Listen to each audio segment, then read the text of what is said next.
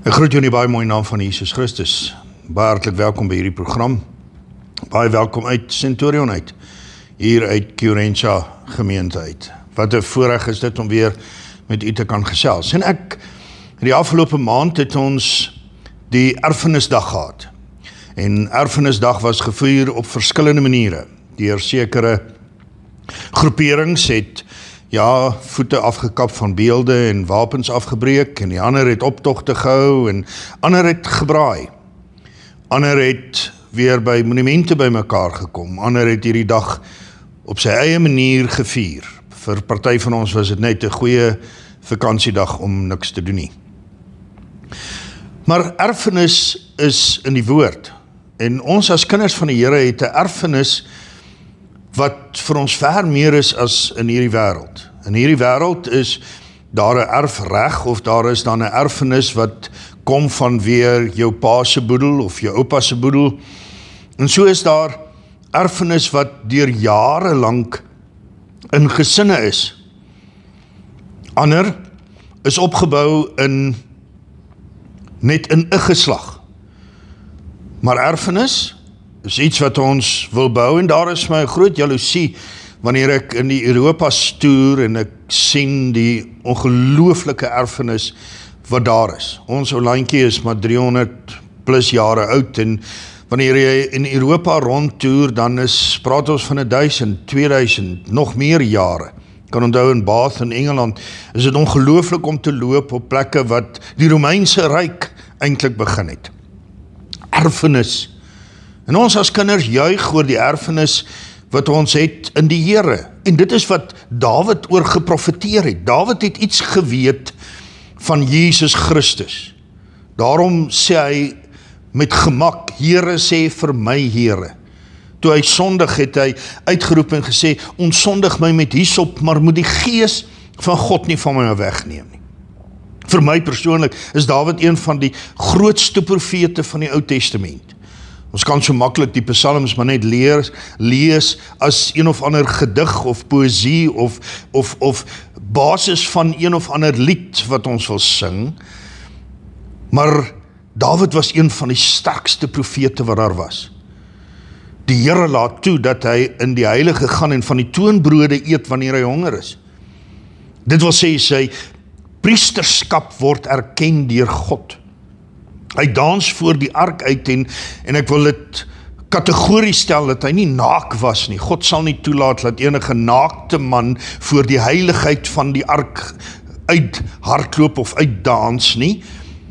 Maar hy het dan van hierdie klere ontslaag geraak. Hy het sy koningskleed uitgetrek en 'n priesterskleed uitgetrek, en sy vrou wat statusbewus was en vir haar was die koningskap belangriker as die priesterskap, en daarom het sy vir hom gesê, waarom trek jy daardie kleed uit en dans voor die ark? Jy maak jouself belaglik, want sy het die priesterskap nie so hoog geag as die koningskap nie. Ons weet mos wat is die geskiedenis van Dawid se vrou. Maar Dawid was 'n profeet, soos min profete, Jesaja en Sagaria en al hierdie profete wat die woorde of die belangrikheid en die detail van dit wat met Jesus sou gebeur, word heeltemal oorweldig deur Dawid wanneer hy in die 22ste Psalm die detail van die woorde van Jesus Christus aan die kruishout van Golgotha uiter. Profetiese Psalm 22 wat hy uitroep en sê, Jesus gaan gekruisig word, dit gaan sy woorde wees. My God, waarom het u my verlaat?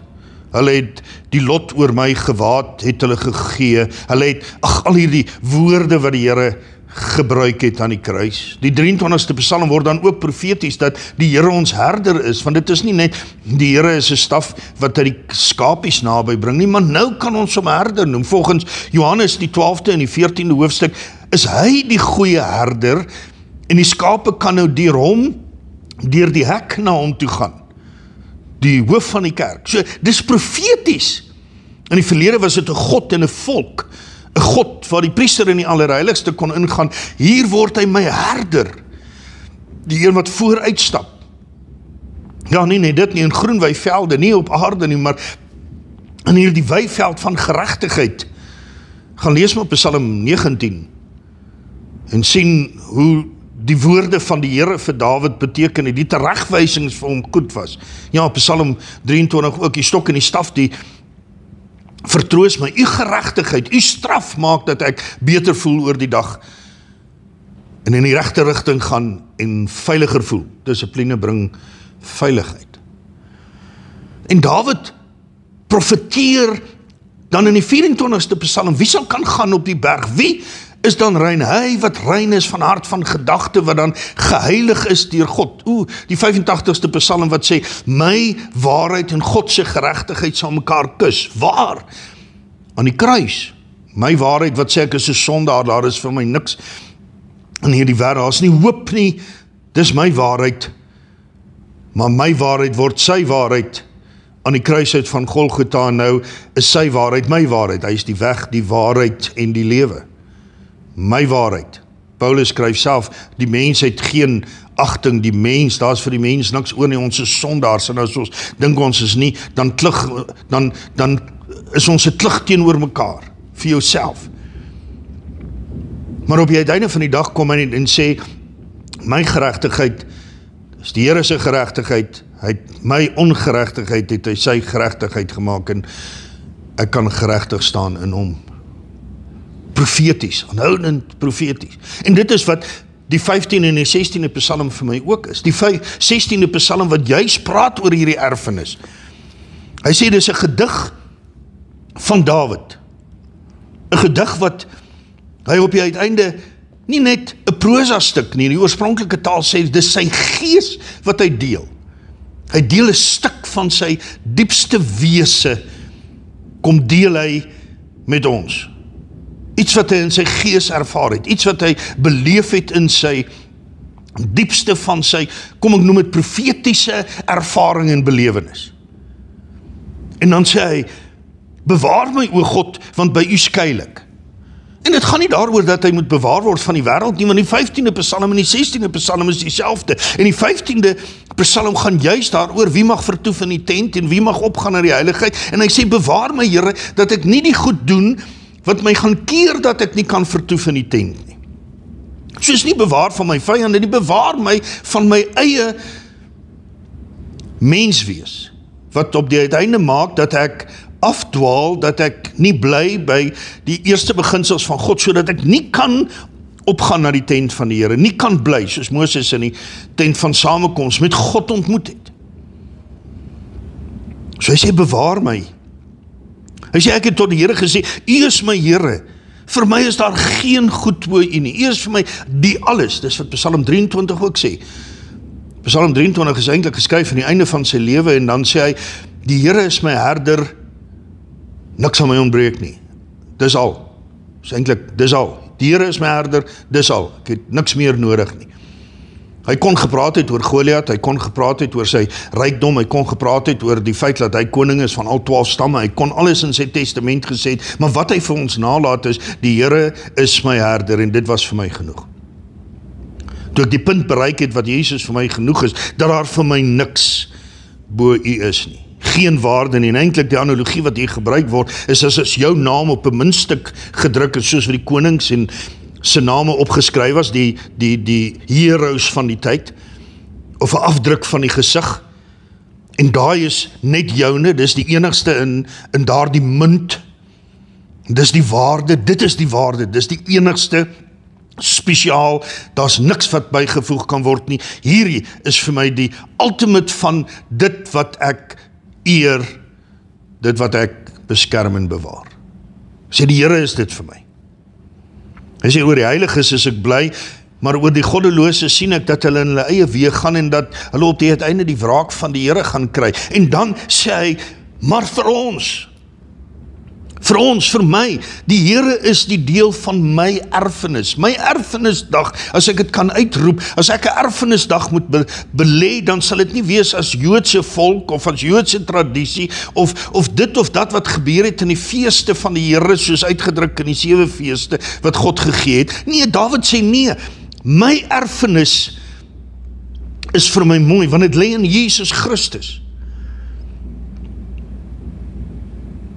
My beker, U onderhou my lot.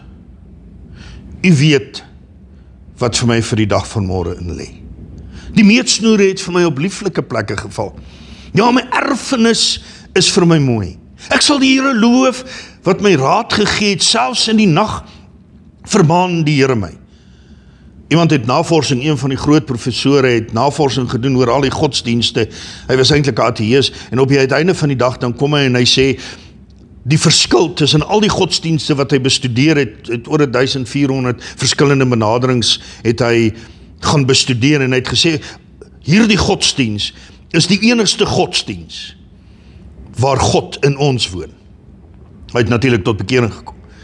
Die ander het almal gode waarvoor hulle moet gaan offers bring en in party gevalle koeie kos gee en al sulke goed, maar daar's geen God wat in ons woon en wat jy kan sê, hy onderhou my lot, hy is my, hy laat my beker oorloop, hy is myne nie. Ek stel die Here altyd voor my. Omdat hy aan my regterhand is, sal ek nie wankel nie. Dit is wat Petrus gekwoteer het wanneer hy in Handelinge preek. Sê die, ek stel die Here altyd voor my, hy sal altyd voor my wees. Dit is my erfenis. Psalm 12 sê so mooi, die woorde van die Here is rein woorde. En ek sê dit gelouter deur die aardkors van die aarde. En ek sê dit altyd wanneer ek gryskoppe in die kerk sien. Die woorde van die Here is getoets deur soveel mense, dat ons aan die einde van die lewe, die jong mense sal kan sê, hierdie woorde is getoets en gelouter in die aardkors van die aarde. Dis nie net woordjies wat ergens staan nie, maar dis getoetse woorde in die krisisse van ons lewe, in die oorloë van hierdie wêreld, in die grootste smart wanneer jy staan by 'n sterfbed, dis daar waar die woorde van die Here, rein woorde is gelouter deur die aardkors van die aarde, so silwer, soos koper in 'n vuuroond, sê die woord. Sê ek sal nie wankel nie, daarom is my hart bly en my eer juig. Ek kan so baie dinge sê. Hy sê, dit is waarop ek trots is, my eer juig, dit is wat vir my belangrik is. Ek stop nie net met 'n nuwe kar, of 'n nuwe paleis, of 'n nuwe ingangsportaal, of wat dit ook kan mag wees. Ja, ek het nou iets uit goud uitgemaak, kon Dawid gesê, ek het hierdie groot beeld laat maak. Nee, hy sê, my eer is die Here, my trots is die Here. Want u sal my siel aan die doderyk nie oorgee nie. Jy sien, hier is dit waar ons begin sien dat ons praat van 'n profetiese rede. Hy sê, jy sal my nie oorgee. Dawid het geweet, hy gaan sterf. Hy sê, maar ek gaan nie in die doderyk bly nie. Hy het geweet, as Jesus gaan sterf van die kruis uit van Golgotha, sal hy doderyk toe gaan en hy sal die gelowiges gaan uithaal. Hy sal die evangelie gaan verkondig volgens Tessalonisense. Hy sal die evangelie gaan verkondig in 1 Petrus 3. En dan sal hy hulle almal vat na die paradys toe. So dis waar die Here was in die 3 dae. Hy doderyk toe gaan die evangelie gaan verkondig sodat hulle tot geloof kan kom. Hulle het hulle die gawes gegee en hy het vir Dawid hulle paradys toe gevat. Dawid het dit geweet. Jesus het dit voorgesê, hy sê sterf maar nie, maar dis so slaap, soos wat hy vir die susters gesê het van Lazarus. U sal my die pad van die lewe bekend maak, ek kan in die toekoms na my dood op u vertrou, en ek kan ook nou, hy sê versadiging van vreugde is voor u troon. En dis mooi woorde en ons sal sekerlik sê, ja, ek weet, ek gaan eendag die hemel erf, en ek weet die erfenis is vir my mooi, en ja, daar is baie wat, as ons gaan kyk na die eskatologiese benadering van Openbaring sal sê, maar ja, ons weet dat die hemel so gaan lyk, en die parelpoorte, en die strate van goud, dit is nie wat vir my belangrik is, hoegenaamd nie, dit is vir my Jesus wat belangrik is, maar ons kan nou hier tot 'n slotsom kom vandag en sê, ja, ek weet my erfenis is vir my mooi, ek weet dat die Here vir my mooi dinge in store het, en dit hoor ons omtrent elke Sondag. Maar in my voorbereiding het ek gekom op iets wat vir my baie spesiaal is. En dit is my boodskap aan u. Ja, ons erfenis lê nie in beelde of in standbeelde of net in dae of in feeste of in tradisies of net in 'n braaidag nie. Ons erfenis, my en jou erfenis, is in die Here en nie in die hemel nie, die Here Jesus Christus self. Want hy sê so mooi, sê God het Jesus aan ons in sy bloed aan ons kom voorstel. Hy sê op 'n ander plek, sê Jesus, en hy sal ons as kinders aan God voorstel. Wat 'n ongelooflike belewenis. Wat 'n ongelooflike ervaring. My erfenis beteken daar gaan 'n dag en 'n oomblik aanbreek. Daar het 'n dag aangebreek wat Jesus aan my voorgestel is in sy bloed. En die woord sê so mooi, Johannes sê dat op die uiteinde van die dag het die Vader die Seun lief, omdat hy ons lief gehad het. Die rede vir die liefde van die Vader is omdat Jesus my lief gehad het. God het eintlik Jesus meer lief, omdat hy my lief gehad het. Jo. En dit maak jou opgewonde oor jou erfenis, en maak dit nie saak wat jy dalk hier op aarde geërf het nie. En soos almal altyd sê, die erflating is altyd een groot geveg. Ek het min testamente in my lewe gesien wat nie uitgeloop het op een of ander geveg. Maar hier is 'n testament wat geskryf is, wat ek gaan erf, wat dit myne is. Jy sien, die woord van die Here sê so mooi, en daar in Openbaring sê hy, en daar sal 'n suursteen wees, wat ingegraveer is, jou naam, jou naam, en my naam, en net God sal weet, en jy sal weet wat daai naam is. Jy sien, die Here het nie gekom vir 'n volk nie. Hy het nie gekom vir net 'n massa nie, hy het nie gekom vir die kerk nie, hy het gekom vir jou as individu. So wanneer jy erf, is dit nie om te sê, ja, maar ek was die hele tyd hier, en hier is 'n verlore seun, en hy is weg, en wat het hy geërf, en hy kry 'n lam, en ek nie. Nee, ons gaan nooit hoef, jy gaan daai erfreg is, Jesus Christus is God. En ons verheug ons daarin, maar ek lees so deur en ek kom by die lied van Moses. Nou Moses was ook 'n groot profeet. Die woord van die Here sê, Jesus self sê hy is 'n groot profeet. En hy kom en hy skryf 'n lied. Moses was nie net 'n leier nie. Moses het ook liedere geskryf. Ons liede wat ons so sing in die kerk. Die Here is my krag en my psalm. Dink baie mense kom uit die psalms uit, alhoewel die psalm hom gesing het, of die digter hom gesing het, is dit eintlik 'n psalm van Moses. Gaan lees dit maar in psalm, en gaan lees dit maar in Eksodus 5. Dis 'n psalm van Moses. Nadat hulle deur die see getrek het, sê hy, die Here is my krag en my psalm, en hy het my tot heil geword. Iets wat ons vandag nog sing, ons sing die lied van Moses. En hier sing hy weer oor die grootheid van die Here. Hy sing oor die wonder, die rots, die volkome is sy werk. God is getrou, hy sonder onreg, regverdig in die reg is hy. Wonderlike liede wat hy sê.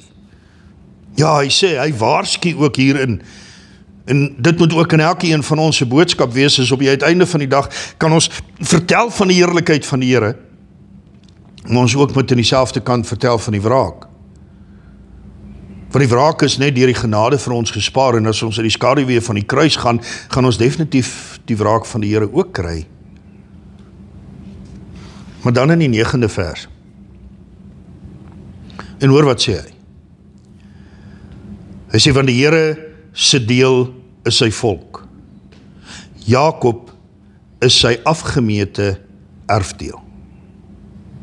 Kan ek dit weer lees? Van die Here se deel is sy volk. Jakob is sy afgemete erfdeel. Die Engelse vertaling sê dit vir my anders. Hy sê, for the portion of the Lord is his people. Jacob, his inheritance. Jakob het Israel geword, Israel het op die uiteinde van die dag, is dit waarvoor Christus gesterf het, ons het gekom, ons is nou volk, ons is volgens Petrus is ons die nuwe geslag, die koninklike geslag. Die koninklike priesterdom, die uitverkore geslag, genos, electos, sê die Grieks. Ons is nou daardie geslag. So wat sê die woord? Wat het Moses geprofeteer in Deuteronomium 32 vers 9? Hy het daar geprofeteer dat op die uiteinde van die dag het ons nie net 'n erf in die Here, het ons nie net 'n erfenisdag wat ons kan sê, ja, daar kom 'n dag en 'n oomblik waar die Here ons nie in die doderyk gaan los nie, hy gaan ons optel, ons gaan in die paradys wees, die gelowiges gaan paradys toe as hy sterf, maar daar gaan 'n oomblik wees wat ons daar uit, dat ons in hierdie bruilofsmaal gaan wees, waar ons saam met die Here gaan wees, vir ewig, dis ons erfenis. Maar hoe ongelooflik is dat God jou as erfenis sien. Jy is vir hom belangrik genoeg. Jy is vir hom spesiaal genoeg, dat hy uitkyk na die dag, na die oomblik, dat hy jou kan erf, jou syne maak, jou, amper, kom ek sê, ontmoet. Net so opgewonde, soos wat ons is om hemel toe is, so opgewonde is die Seun om ons te kom haal, so opgewonde is die Vader om te sê, gaan haal my erfenis. Gaan haal hierdie persoon wat na hierdie uitsending kyk. Want hy is my erfenis, ek het hom gekoop. Wanneer die Here aan die kruishout van Golgotha sê, dat hy sterf, dat hy dit is volbring, dan gaan dit daaroor, die volbring is die einde van 'n bod wat hy ingesit het. Dis soos om op 'n fandisie te wees, en jy besluit, jy wil hier die kar hê, en jy bie op die kar, 50.000, 60.000, as iemand wat teen jou bie, en is 70, en is 80, en jy hou aan, want jy gaan hom koop, het maak nie saak wat dit is nie, al is dit dan 100 en 200 en 300.000, en jy sal almal wat nou bie en 'n bod insit, sal jy teëgaan, en jy sal dit veg, en jy sal aanhou, totdat daar die bod op jou toegeslaan is, en dan sê jy, dit is volbring. Dit is wat Jesus gedoen het. Hy het aangehou bie. Hy het aangehou bie op jou. Satan het gesê, nee, jy is nie goed genoeg nie. Satan het gesê, nee, Kobus gaan nie werk nie. Kobus het te veel foute. Kobus, ek sal hom verlei. Kobus, ek sal hom laat val. Kobus sê, en die Here het net gesê, nee, ek sal aanhou bie. Ek sal aanhou bie. Ek sal aanhou bie. Ek sal aanhou bie. Ek sal aanhou bie tot hierdie bod op my toegeslaan het. En daai dag is die bod toegeslaan. En hy het gesê, hierdie is nou die erfenis van my Vader. En ek sal hom voorstel aan die Vader. Jesus is voorgestel in sy bloed aan elkeen van ons. Hoekom sal jy toelaat dat die wêreld vir jou sê jy is nie goed genoeg nie? Hoekom sal jy aanhou toelaat dat eers wat iemand in jou verlede gesê het, jy is te swak, daar is nie vir jou hoop nie, jy is te lelik, jy is te dit, jy is te... Of sal ons gaan sê, weet jy wat, ek is goed genoeg, in my gebrokenheid, want ons is nie perfek nie. Want die Here sê so mooi, die woord van die Here, Paulus skryf dit so pragtig in Romeine 5, die genade, ek noem het sommer die genade psalm, Romeine 5, waar hy sê, ek het jou gered toe jy nog 'n sondaar was. Hoeveel te meer sal ek jou nie nou red van die oordeel nie. So ons is nie perfek nie. Die mense in Korintia is nie een perfek nie. Ja, ons staan hier en bely dat ons deur selfmoordpogings is en egskeidings is, soos wat ek self kan sê. Ja, deur bankrotskappe en foute wat jy gemaak het in jou lewe, maar op die uiteinde van die dag kan ek opstaan, nie as gevolg van my nie, want Johannes sê dit verder, hy sê, ek het die Here maar net lief, omdat hy my eerste lief gehad het. Dis nie omdat ek iets is nie, omdat God alles is.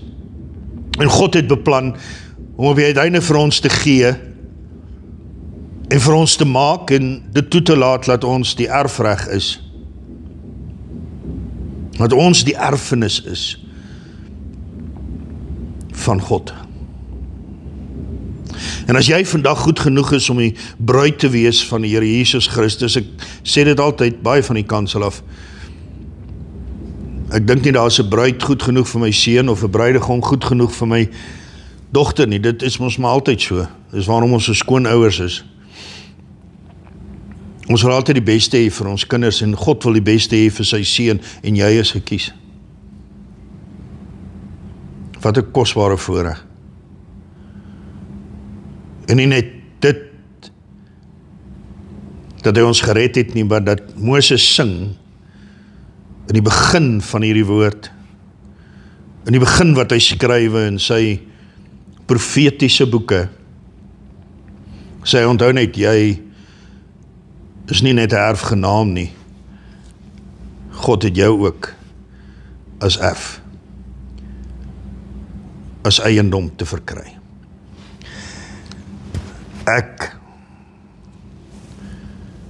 Ons eindig hier in die diens elke Sondag met hierdie woorde, when I pray, I will pray for you.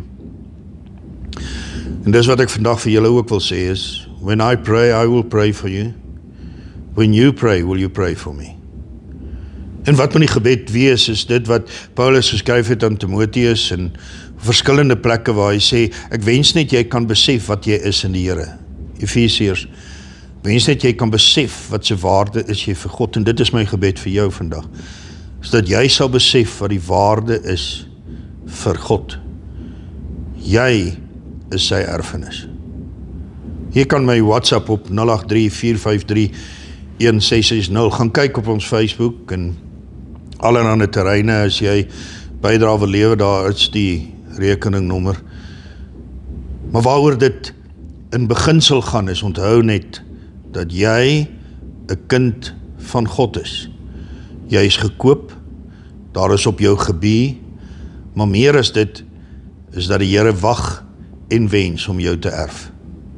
Dat jy syne kan wees in totaliteit, vir ewig, vir altyd. Mag die genade van die Here Jesus Christus en die liefde van God die Vader en die gemeenskap van die Heilige Gees met julle elkeen wees. En dit is my gebed, dat die Here julle werklik elkeen sal seën. Dit is wat ek nou bid, Here, is laat die seën van die Here elkeen deelagtig word. Maar die wete dat hulle gekoop is, die wete dat ons 'n erfenis het, maar die wete dat elkeen spesiaal so is, dat God, die Vader, skepping van hemel en aarde, ons beskou as iets om te erf, om iets te behou. Dat die naam van die Here deur elkeen van ons verheerlik word, is my gebed in Jesus naam. Amen en amen.